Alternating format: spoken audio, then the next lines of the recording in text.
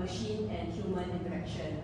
So the first module is called Instructing and Instructed, and it was run by this artist, Isabella Ong. The second one was Generating and Generated, which was run by this artist, Brandon Day, and the last one was Mirroring and Mirrored, which is by Andreas Schlegel.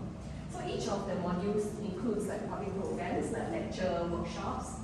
So through the workshops, there were also 2 open call artists that were selected. So Jian is one of them, and the other artist is called Harper.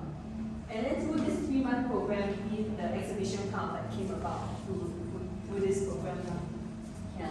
So Isabella's work over here actually talks about building of like a data cable from Singapore to Batavia in the 19th century. So she's actually using copper, which is the same material that they used to build the data cable at that time.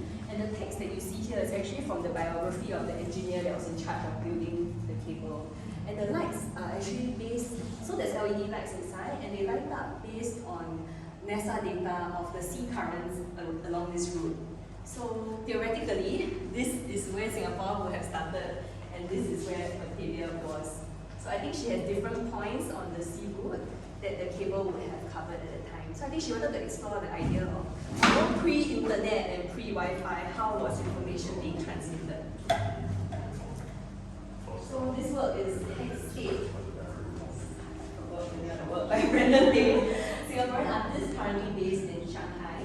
So it's based off some ideas from the I Ching, which is a divination book from Chinese culture. And so you can see that there's these little humans with the yin and yang symbol. And so with the I Ching, there's like 64 different permutations, right? So there's like one, in a way it's like similar to binaries, either one line or two lines, and you can see that this shape is like the barcode shape. So it actually generates randomly 64 different videos. So actually every time you come here, you kind of like see a different video that is supposed to be, in a way you can see whether or not it's like a divination for yourself.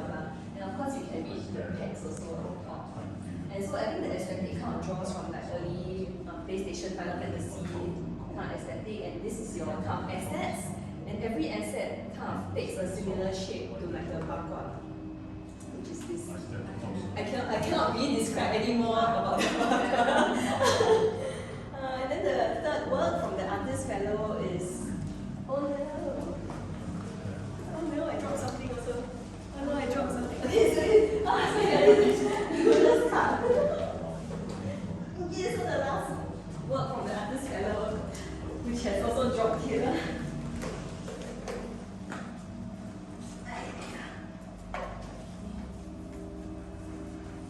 So these 3 segments is actually called Narcissus Ludo, which is like Narcissus, and also Ludo meaning play.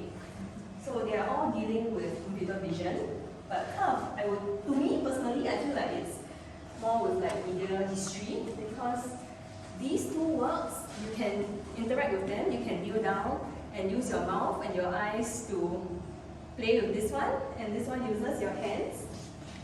This one uses the slit scan technology, kind of like early media art history. So it actually just takes like one slit of you on the camera, like just one moment, and so you move slowly.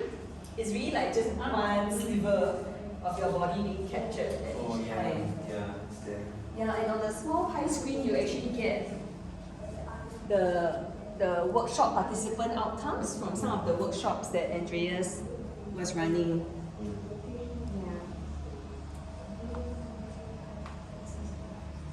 So this one you have to use your hands.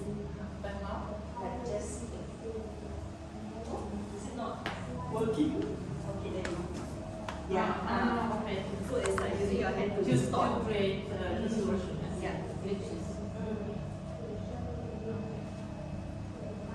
So these are the 3 works from the artist fellows, and there were 2 works from the open call also. I am not prepared to give you curious words. I cannot remember the name of the artwork. Machine Almanac. Yes. So if you all recognize, this is a very traditional Chinese calendar. And what she has done, she has used this camera to scan different fields of the camera, of the calendar. And I can explain a little bit about the calendar if you all are interested. But basically, a lot of it is kind of like lost to us now. So in the past, and maybe now for older generation, they would read like what today is like good for doing what.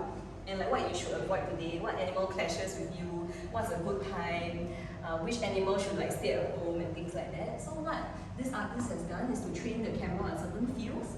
So for example, like the cloud dragon is probably like the animal dragon somewhere. So you can come and pair, and they will generate a new poem. So this is a poem? Yes. Okay. Yes. So, I mean, just to caveat, for the two open call works, they came out of the workshop, I guess, process. So they didn't really have a lot of time to refine their poetry and their machine. So the last one is Aga-Aga. The artist wanted to contrast the mechanical and precise way of cooking recipes now with, I guess, like the Aga-Aga, which is like estimation, approximation way that most Asians cook. So I will just put a little bit of that. So every 8 minutes it generates a new generated sambal recipe, which is a kind of chili.